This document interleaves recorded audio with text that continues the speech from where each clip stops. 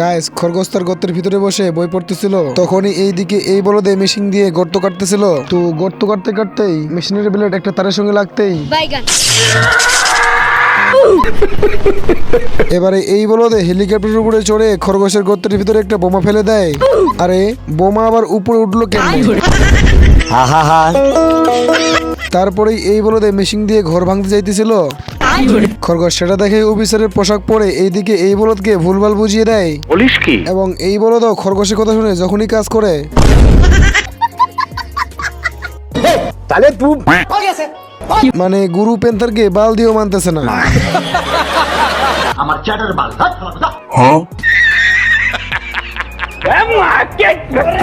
Panther তারপরে গুরুর গলায় দড়ি লাগিয়ে টেনে নিয়ে যাইতেছে। এইদিকে গুরু তো সেখান থেকে কোনো মতেই যেতে যাইতেছে না, আর এইদিকে প্যান্থার রশি টানতেছিল।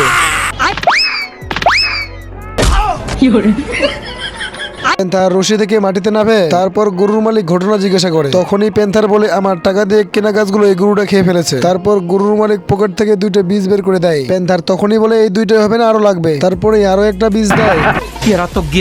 তারপরে প্যান্থার বীজগুলোকে মাটিতে লাগিয়ে দেয় এবং রাতে রিল্যাক্সে ঘুমিয়ে পড়ে। আরে এইটা আবার কেমন গাছ রে ভাই? না মানে ভাবা যায় এক রাতের মধ্যেই চাঁদে উঠে গেছে।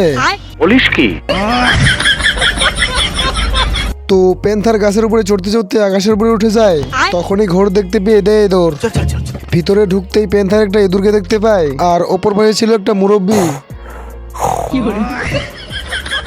তখনই প্যান্থার সেখান থেকে দৌড়ে পালাবার সময় একটা গর্তের ভিতরে ঢুকে যায়। আবার সেই গর্তের ভিতরেই বিড়াল ইঁদুরকে তাড়া করে নিয়ে যায়।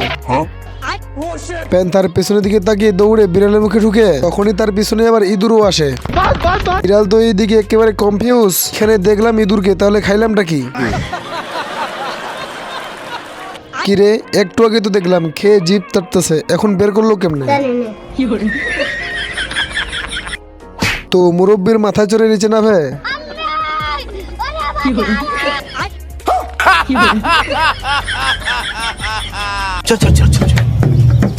তো হাঁস এখন চেয়ারে বসে ওল্ডা সিরিজ পড়তেছে। না মানে আমরা মোবাইল থেকে সিরিজ দেখি, আর এই মানে তো খবরের কাগজ পড়ে আনন্দ পাইতেছে। তো এর পাশেই বক্সের তালে তালে একটা মৌমাছি চুল পাকানো করতেছিল। তখনই হাঁসটা আবার বক্সটাকে বন্ধ করে দেয়। তো বক্স বন্ধ হয়ে যাওয়ার কারণে মৌমাছির এবারে মাথা খারাপ হয়ে যায়। তার জন্য মৌমাছি গিয়ে বক্সটাকে চালু করে দেয়। হাঁস তখনই আবারও বক্সটাকে বন্ধ করে দেয়। না মানে বক্সটাকে বন্ধ করে দিয়ে তার গার্লফ্রেন্ডের কথা ভাবতেছিল। কি বলবো? তো মৌমাছি গিয়ে আবারও বক্সটাকে চালু করে দেয়। তো হাঁসটা এবারে খেয়াল করে বক্সের কাছে কে যেন একটা লাঠি নড়াইতেছে। তেজস্বী লোক হ্যাঁ আমার। তো হাঁসটা এবারে মৌমাছিটাকে তার হাতের উপরে উঠিয়ে নেয়। तो गेम बजाना पड़े। এবারে বক্সের কাছে ধরে ভলিউমটাকে হাই করে দেয়।